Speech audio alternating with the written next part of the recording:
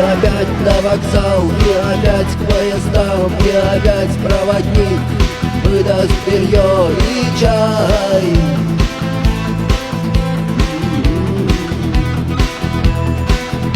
И опять не усну, и опять сквозь грохот колес мне послышится слово: